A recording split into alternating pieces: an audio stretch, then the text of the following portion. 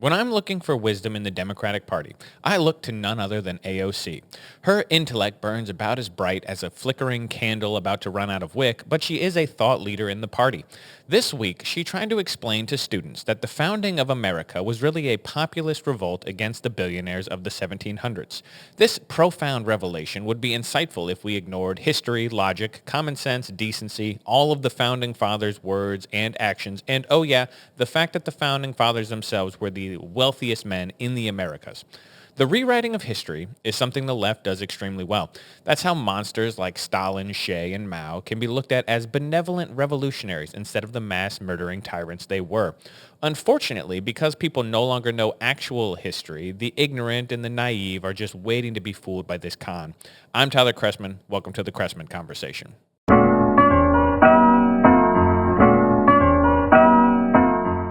Okay, hello everyone and welcome in. I have three topics that we're going to get into this week, so we're going to have to kind of move a little quickly to run through them all. We're going to talk about Spencer Pratt running for mayor of Los Angeles. We're going to go over why gas prices are what they are, and we're going to talk about this viral clip of AOC and the Founding Fathers, which is just hilarious. We're going to get into that. But before we get into any of that, let's get into our favorite comment from last week from our number one listener, Kevin, who said, quote, there are a lot of people, let me zoom out here, I'm way too zoomed in. There are a lot of people that share your admiration for Rubio, as I do. I think the American ideal of individual freedom and liberty can be summarized by this one line. The individual is the ultimate minority, end quote. Kevin, you got it exactly correct, as always. This guy gets it. He always gets it. The individual is the smallest minority.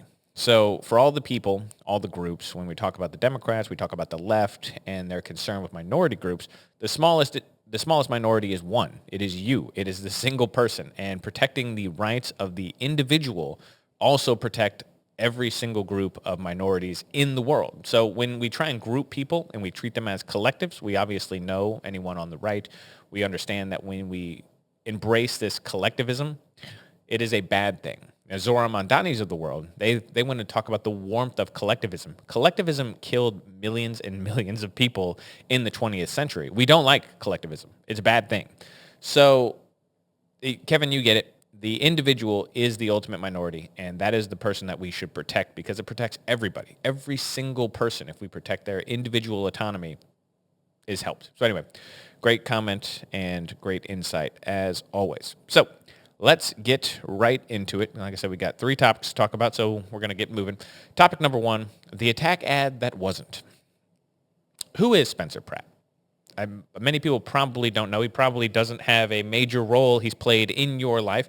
But Spencer Pratt is a former reality TV star. He was on that show, The Hills. I never watched it. Did you ever watch it? I feel like a lot of people did, but it wasn't ever my kind of deal. But he was on The Hills. He's currently famous because he's running for mayor of Los Angeles. And he's running as a Republican, which is interesting because obviously Republicans winning in California, it's a little bit difficult of a task, as we all know. But this week, we're talking about this ad. I'm going to just play it for you. It is absolutely hilarious. And here is, I'm just going to play it for you and then we're going to talk about it. So here's the ad. This was an attack ad against Spencer Pratt that was played. This is the argument that they're making, so why we shouldn't elect Spencer Pratt, why he'd be bad for Los Angeles. Here we go. Republican Spencer Pratt is the last thing Los Angeles needs for mayor. Pratt opposes using taxpayer money to build brand new houses for our unhoused neighbors, saying it's time for the homeless to get help or get out. Pratt thinks LA needs thousands more police officers rather than more social workers, and Republican Spencer Pratt thinks public employee unions should have less power, not more. LA is on the right track and needs to stay the course. Vote no on Republican Spencer Pratt. Okay. Okay. So this is the ad. This is the ad against Spencer Pratt. I know what you're thinking to yourself. As a regular, rational person, you're thinking, wait, that was against him? I can only vote for him so many times. Why do you need to convince me to vote for him again? This just demonstrates, this ad right here, demonstrates how out of touch the Democratic Party is from the everyday American voter. Now, understand, Los Angeles is not a typical city. It is a very left city. But even that, this plays like a parody. At first, you think it's a joke. You watch this and you go, oh, this is actually, Spencer Pratt put this ad out. It's actually an endorsement of him. It's not a joke. This is not a parody. This is by a real group that when you dig into it, it's basically a union-backed group that is very pro-Democratic Party and anti-Republican. This is not a parody. It's not a joke. They really thought this ad would hurt him. What does the ad say? Spencer Pratt, he doesn't want to take your tax dollars and build new houses for homeless drug addicts. Okay. That's okay. Yeah, great. Perfect. Spencer Pratt, he thinks that Los Angeles needs more police officers. Okay. Yes. Let's go. Come on, Spencer Pratt. Hire some police. You're not going to demonize the police? You think we need more? Spencer Pratt, can you believe Spencer Pratt? He wants less social workers and more police officers. How are you going to solve crime without all the social workers running around doing nothing? Spencer Pratt, he wants public sector unions to have less power. Yes, the teachers union in particular did a terrible job in the last 6 years. They've done a terrible job for the last 30 years of educating children. They're great for teachers. Hey, that's great. I don't begrudge anyone. Get that money. But are they good for students? I don't think there's any evidence to say that the teachers union has been good for students. Great for teachers. Bad for students.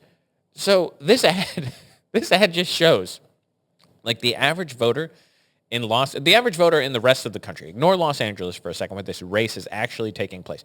You watch that ad as a regular voter, and do you think that Spencer Pratt comes across as a crazy person?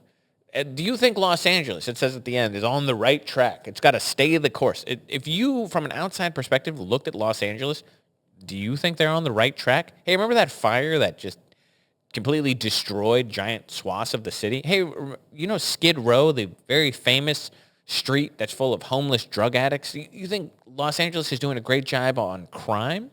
You think they're doing a good job on industry? You can't even make movies in Los Angeles anymore. It's too expensive. No, they're doing a terrible job. And this ad plays like a parody, but it's not. The current mayor, the lady Karen Bass, this person is just hilarious. Spencer Pratt, he's running as a Republican. He's not going to win. All right? He does not have a giant shot. He's not going to win, but the person he's running against, Karen Bass, she's an actual communist, guys. She hates right-wing politics and has done a terrible job as the steward of the city. We talk about the fires. I think it was Ghana. She was in Ghana when the fires were happening in Los Angeles, burning her city to the ground. She's out of the country for some unknown reason. And the fires themselves can be largely attributed to her. It's the same thing in California where you can attribute most of the fires. It's not climate change that's doing the fires, guys. That's not the problem. It's multiple things. One, they don't do controlled burns because they're worried about the environmental impact. So they don't controlled burn to get rid of the fuel and get rid of old trees. They don't do any brush clearing in forests anymore. So they don't go through and actually get rid of all the things that would be kindling in the forest in these problem areas. They don't do any of these things anymore. They don't maintain their forests because of a misplaced sense of climate concerns. And in Los Angeles, they drained the water from the basins that would be used to fight the fires because they were concerned about environmental impacts for some fish that nobody cares about. So they do terrible things in Los Angeles. And Karen Bass is responsible for this. She's been bad on crime, bad on homelessness, bad on the fires, bad on the financial stability of her city. She's a bad mayor. She's probably going to win again, which shows you how ridiculous the thought process in Los Angeles is. If you think Karen Bass is doing a good job in Los Angeles, I would encourage you, make an appointment, see the neurologist, see the psychiatrist, get your head checked. She's doing a terrible job, guys. I don't care if you elect another Democrat. I'm not saying you got to elect a Republican. I think you should, but I'm not saying that. I'm saying why would you elect this woman again? She's doing a bad job for your city. She's leading the polls right now. This is an embarrassment to Los Angeles because this woman doesn't deserve to be the mayor of that city. She has shown herself to be completely inept in her job. Anyway, that's neither here nor there. This ad, though, the ad, which is the point of this topic, it just shows you where the priorities in Los Angeles are. Karen Bass came out and said, you know what we need to do this week? I know everyone's concerned about the future fires. They're concerned about the economy. They're concerned about crime, all of these issues that plague people in the city. But you know what I'm going to do? I promise you, we're going to get homeless people fake teeth. That's something that really happened this week. She came out and said, if you're addicted to drugs like meth, you lose all your teeth. How are you going to get your life together with no teeth? We really need to be out there giving dentures to homeless people. It's just like this is the concern. I'm going to be straight with you. This is going to come across. It's going to come across as a non-empathetic position. It's going to make me seem callous. It's not. I'm not. You cannot help homeless people by enabling them. You do not help homeless people. The policies that the left have tried to fix homelessness do not work. Housing first is a bad policy. People need forced institutionalization if they have mental health problems. If you are schizophrenic on the street, you are not in your right mind. You need to be in an institution where they can force you to medicate, to get yourself in a position where you can make rational choices. And the same thing with drug rehabilitation. Enabling drug addicts to be drug addicts is not a compassionate thing to do.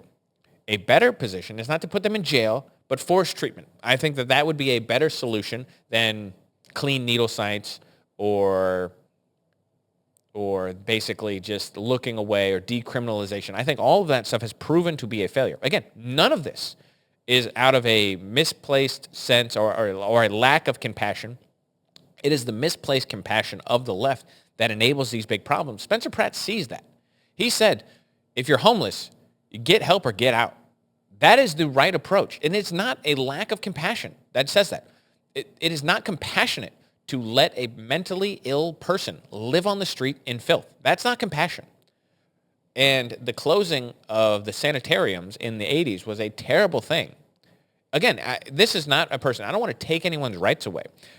But your rights to live on the street should not conflict with the rights of other people to live their lives free of harassment and danger. And you make an argument. You're not taking anyone's autonomy away. You cannot have autonomy if you cannot understand the consequences of your actions. So in the medical field, for example, you have to demonstrate that you know your A&Os. You have to know who you are. You have to know where you are. You have to be able to say what's going on. You have to demonstrate some small amount of rational thinking. So you ask somebody, what's your name? Where are you? What day of the week is it? What year is it? How many quarters are in a dollar? You ask them these kind of questions, and once they establish that they are alert and oriented, they can make decisions for themselves. If you go up to some homeless, schizophrenic drug addict on the street and you try and ask them these kind of questions, first of all, you're going to get stabbed. But secondly, even if they answer you, what are the odds that they are in their mental faculties in a clinical, medical, legal standpoint to make decisions for themselves? My guess is low. Their odds of passing that test are low. So you're not taking their autonomy away, because they're not making decisions based on a rational, reasonable, logical way, and you need to be able to fix that problem. So get help or get out is not a lack of compassion. It is a lack of understanding of the problem to say that it is compassionate to just let people live on the streets in degradation. That is not a good thing. It's not a good thing, and Spencer Pratt gets it. He's not going to win, by the way. But moving the needle is an accomplishment. It is a good thing to do. As a Republican, going out there and being the most reasonable, rational candidate and forcing the Democrats to argue against your completely reasonable ideas, it might move the needle in the city just a little bit. And that's how you win over time. And we'll see. Like I said, I don't know if he's going to if he has a chance at all. It doesn't appear that way based on the polling, but you never know. Who knows? Anyway, let's move on. Topic 2, gas prices are up and up and up. Okay. I was asked this week by multiple people about the gas prices. So I decided to make it a topic because I want to explain something to people, because I feel like this is an important topic that we don't talk about nearly enough, or it's not that we don't talk about it. Everyone talks about the gas prices. It's that we don't understand it very well. So I want to go over a little bit of the economic reasons why gas prices are the way they are, and then also specifically the political reasons why they are up right now. So before we get into the political reasons, let's understand the gas prices themselves just from a purely economic standpoint. There are 4 things that make up the number that you see at the pump. So we're going to make this we're going to make this easy. Let's pretend right now that the gas price is $4 even. Why is it $4? Okay. Well, there are 4 reasons. The half of the money that you pay, so $2 of that $4 is going to be the cost of the crude oil. So this is the exchange rate among those big old barrels of crude oil, and half of the money that you're paying basically is reflected by that rate. Whatever the rate of a barrel of crude is selling at is going to be reflected. Half of the money is basically paying to cover the cost of the crude oil. The rest of it, the other $2, is going to be from one of 3 reasons, and they kind of all play off each other like this. They're all going up and down. So you have refining costs, where you turn oil to gas, so you're paying for the refineries. Then you're paying for distribution, where you're moving the gas from the refineries to the stations where you fill up your car. And then you're paying taxes at the federal and state level. Those 4 factors influence that price you see at the pump. So you've got crude oil, you've got the refineries, you've got distribution, and you have state and federal taxes. And there's also at every one of those steps is a little bit of a profit margin. So, the people who sell crude oil are making a profit, the refineries are making a profit, the distributors are making a profit, and then at the station, they're making a profit when they sell you this. And the profit margins on these kind of things are relatively small, right? Because that's how they can charge you $4 for a gallon, because they're not making a gigantic profit on each of these steps, but they sell so much of it that over time, that little profit margin makes everyone rich in that process. So that's where that number comes from, those 4 things. Now, right now, politically, why are the gas prices high? Obviously, most people who had never heard of it are now familiar with the Strait of Hormuz. It's a problem. Basically, Iran blocks shipping. A large percentage of the world's crude oil, it travels through this strait. It's going east, it's going west, it's traveling through the Strait of Hormuz. So when Iran blocks shipping, it creates a backlog. It creates a little bit of a vacuum. Places have to go into their national reserves, or the price of oil just based on supply and demand goes up and down. So, for example, we know from basic Econ 101, if the supply of something goes down, so we have crude oil, it's here. Well, all of a sudden, the amount of crude oil we have is here. It has gone down, but the demand has remained the same. The price point is then going to go up. All right, the demand didn't necessarily increase, but even if it stays the same, if the supply goes down, then the cost of that thing is going to go up. That's what's happening right now. Iran put a blockade, or basically didn't allow ships to pass because they were afraid of getting blown up. They laid mines through the strait. A lot of the European oil comes through that. And even though the United States, here's where it gets a little tricky. Even though the United States imports a small percentage of the oil imported to the United States comes through that strait, the United States still imports a lot of oil. Now, this is where the import-export from the United States gets a little wonky. Basically, we make more oil than we consume, but we still import a lot of oil because we also export a lot of oil. So we're importing oil from other countries. We're exporting oil from the United States to other countries. Doesn't make a lot of sense to me. I don't necessarily understand why that's the case, like why we don't just stop importing and exporting and then use the oil that we produce here in the United States. There's a lot of reasons, I'm sure, why we don't do it, but it doesn't make a lot of sense to me as a relative layman in the industry. But that's basically the way it is. We import oil from all over the world still to the United States. So it comes from the Middle East, it comes from Europe, but we use a lot in the United States. So we're a little insular compared to a place like Europe, where they have to import a lot more oil from the Middle East, where they're way more affected by this than we are because we don't import as much. We still import, we export a lot, we use a lot, but we still import some. I think it was 3 or 5% of the oil in the United States comes through the strait, something like that. It's a relatively small percentage, but over a large area like this, 5% is a huge amount of oil still. So the gas prices have gone up because the global supply of oil has been stifled.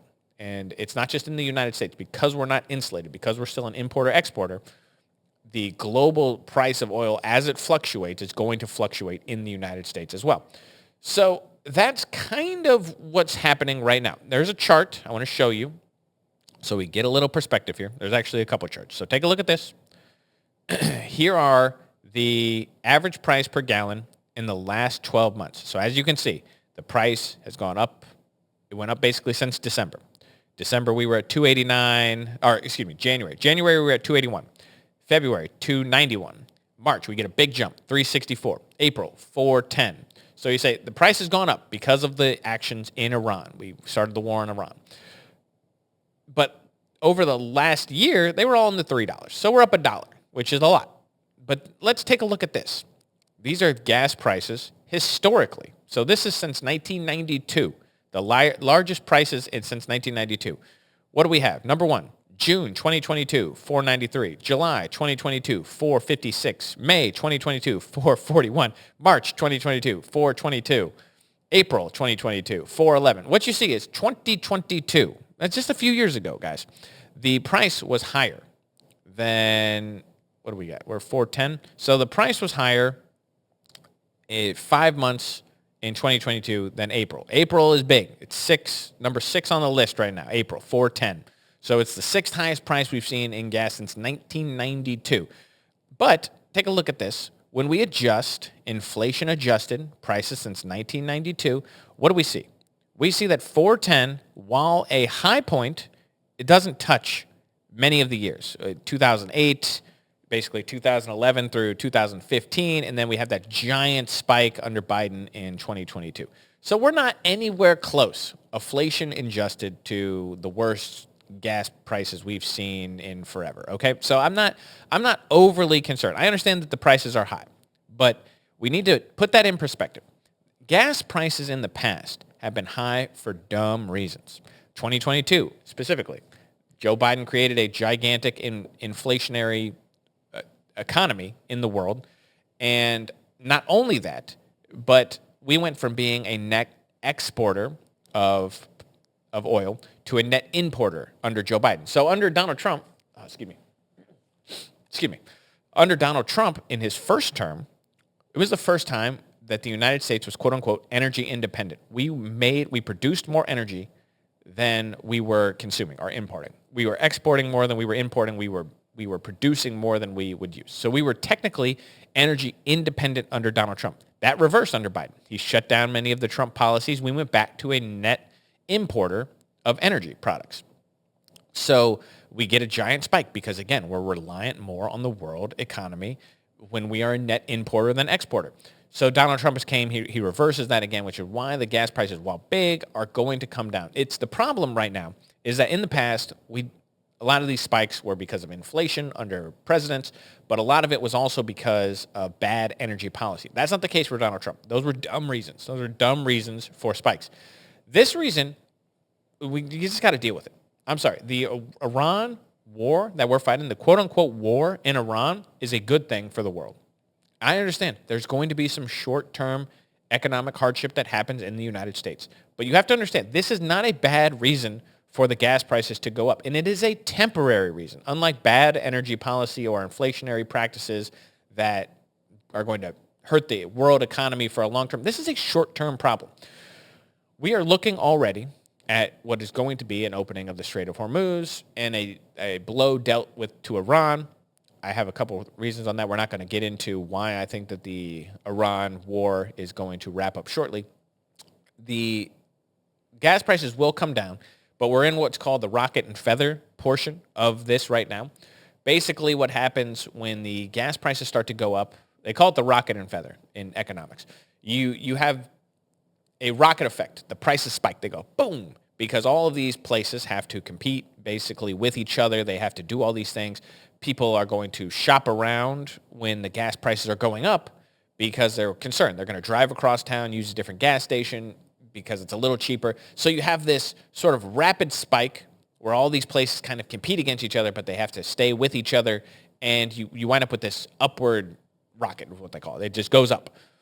When the prices come down, people are less likely to shop around. There's less incentive for the people who are competing against each other to start lowering prices because the demand, again, remains constant with the fuel market.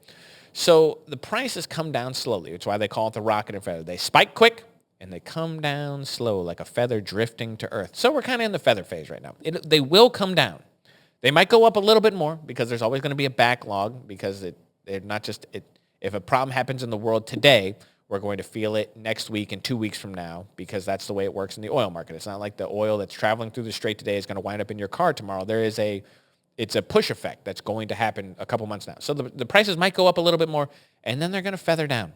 All right, the Iran war is not going to last forever, and we are going to figure it out. So we just got to be patient. But that's basically what the problem with the gas prices are right now and where our issues lie. And we just got to give President Trump a little bit of grace, people, because he's handling a problem that we need to take care of in the world.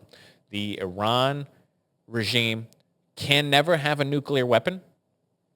And I don't care what else happens. If the gas prices go up for a little bit, okay, that's the price we are going to pay for the safety of the world. I really do believe that. I think Iran would use a nuclear weapon if they obtained it.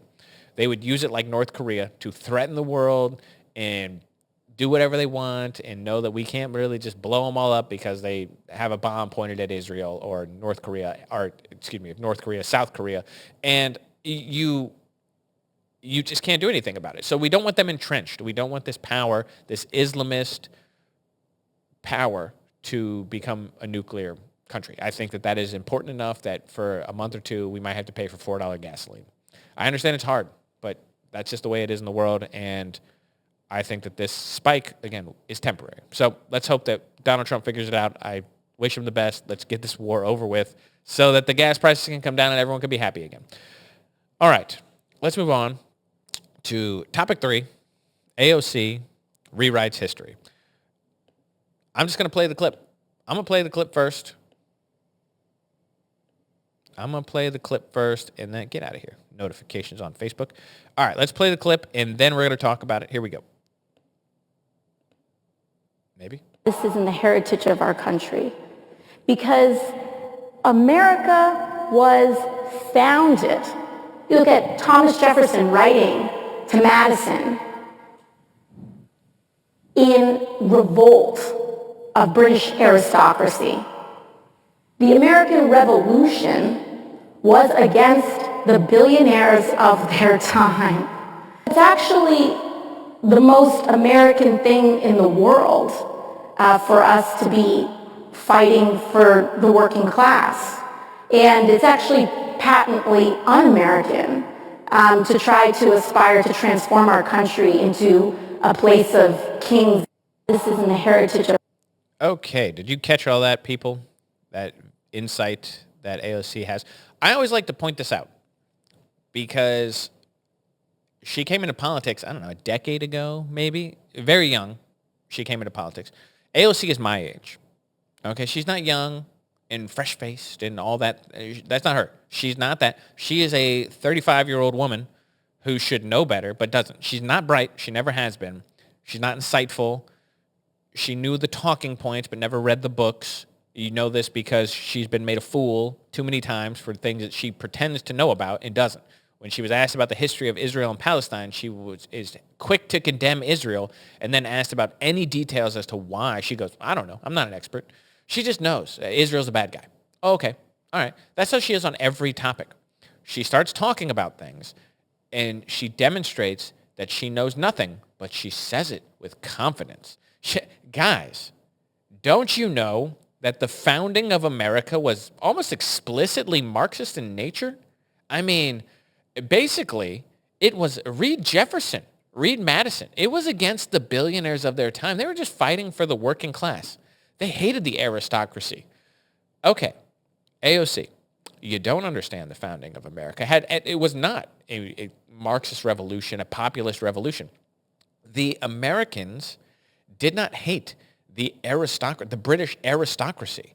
They were the American aristocracy. They didn't hate kings. They hated a specific king. They wanted to make George Washington a king. Many of the founders explicitly wanted George Washington to be king after the revolution. It wasn't anti-monarchy. It wasn't anti-aristocracy. What it was anti-taxation without representation. It was anti-big government. It was anti-big government in the way that they basically wanted a say in what happened in the Americas. They thought they deserved independence because Britain didn't value them, and they thought that their value, their riches, were threatened by the British king who refused to treat them like equals. And they didn't like that. But it wasn't against the wealth of the British Empire. The richest people in America were the founding fathers were some of the richest people in America. In certain cases, they were literally the richest person in America. George Washington himself was one of the richest men on the continent. His value, when you inflation adjusted, was like $750 million. He was one of the wealthiest men in the world. And he certainly wasn't anti-billionaires. Again, as one of the richest men in the continent, and this was after that wealth, the calculation of his wealth was after his presidency, when basically he was in financial ruin. It was after his wealth had already been degraded by being the president of the United States because his farm was in disrepair and he didn't run his businesses, and therefore they lacked and suffered because he was the president. And he still was one of the wealthiest men in the world. They were not against the billionaires. They were against taxation without representation. They did not like the idea of tyrannical government overreach into the lives of people. They weren't libertarian in the classic sense that we think of it, but when you read the founding documents, when you actually read the founding fathers, there are books, look on the shelf, all right? These aren't just for show. Occasionally I read. When you actually read the founding fathers, when you read the things that they wrote, especially Jefferson, he recognized he was smarter than any person that you're going to meet. Thomas Jefferson was one of the smartest men who ever lived because all he did was read and study and try and better himself as a person. That was Thomas Jefferson's life. He read more than any person you're going to find in modern times, and because that was the entertainment. That was what he did. He knew more philosophy about politics and religion than you do. I'm just telling you. You think you're smarter than Thomas Jefferson, you're not. When he wrote the founding documents, when he wrote the Declaration, when he did all these things, they were infused with all of these things that he knew about politics and about philosophy. And when you read the documents, what you find is that they were worried about the government turning tyrannical against the people. That was their number one concern. They didn't like the big government. That's why the system of checks and balances, the way that it exists in the documents, exists the way that it does, because they are supposed to prevent each other from overreaching. Now, it doesn't work the way the founders intended, because the legislature has ceded all power to the executive, and we sort of look at the executive leader, the president, as some king who can do what he wants. That's really not the way it's supposed to be. The legislature was really supposed to be the important branch, whatever the case may be. It certainly wasn't a democracy in the way that AOC imagines it. It wasn't for the people. It wasn't a populist revolution, though many people supported seceding from the British Empire. The people who actually fought the battles were everyday people. It wasn't for the working class that they were doing it. The American aristocracy became the ruling class.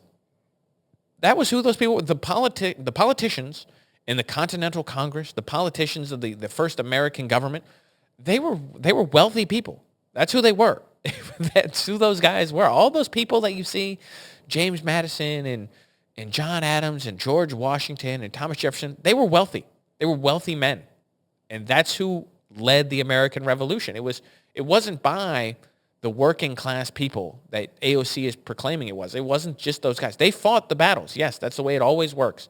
But the American Revolution was led by rich men, and it is a complete rewriting of history to pretend that it was some anti-capitalist system that was fighting against the oppressed people. It wasn't the proletariat versus the bourgeoisie, as she wants to claim it is. It's just silly. It's just silly stuff. She doesn't know anything. And this is the thought leader in the Democratic Party. And I say that, many people would say, well, no, she isn't. She is currently, when you look at polling, one of the front runners to be the presidential nominee of the Democratic Party. She leads that party. We've all treated her like a joke. We've all acted like, oh, this dummy. What's she know? She's not going to do anything. She's just some congressman from New York. No, guys, she's not. People think that she's smart. People think that she has anything of value to say. They don't know better. It's not necessarily their fault, because you can't always be aware of your own ignorance. It's one of the greatest faults of people is that they don't understand how little they know. But people believe this kind of stuff. They listen to her and they say, well, AOC said that really the American Revolution, basically it influenced Marx, guys. I mean, Karl Marx looked at the American Revolution and said, yeah, more of this, please. No, guys, that's not how it happened. It's not how it happened at all. And it's just silly stuff, but serious. You have to take it serious, because she could be the president of the United States. You understand, if you win a primary, she won't be. I don't think so, but she could be. If you win a primary in the United States, you basically have a 50-50 shot. People are going to vote for the Democrat. They're going to vote for the Republican. So if she becomes the nominee for president, she could be president of the United States. She's leading the polling right now. It's not going to stay that way. She'll fall off, and somebody else will take her place. But if you put a radical person like that up in the front of your party, it could change American politics if they're elected. You understand? That's important, that she doesn't win these things. We don't just write her off. She's a dangerous person, not because she thinks she is, but because her moronic ideas have consequences. They influence people negatively. Young people look at her, and she'll say something like this, and they just take it at face value. They don't know better. They look at her and they say, oh, yeah, all of my socialist beliefs I already had, they're just reinforced, because now I think also I embody the founding of the American spirit. You don't. It's silly, but they don't know that they don't even understand how they're misled, because they don't know better. And young people like that are dangerous. They're susceptible. They look to her. They still think of her as this young person. She's not. She's my age. I'm not young. I'm young-ish. I'm 35. I'm not an old man. But they treat her still like she's a 25-year-old kid who just got in Congress. She's not, guys. She's not a young person. She should know better. She doesn't, and she's dangerous. We need to take it seriously. Anyway, we can talk about her for forever. I'm going to leave it there for the week. As always, guys, questions, comments, concerns, leave them in the comments below. And if your comment is either sufficiently nasty or unbelievably sycophantic, I will read it on next week's show. Until then, I hope you guys have a wonderful week. I will catch you next Friday.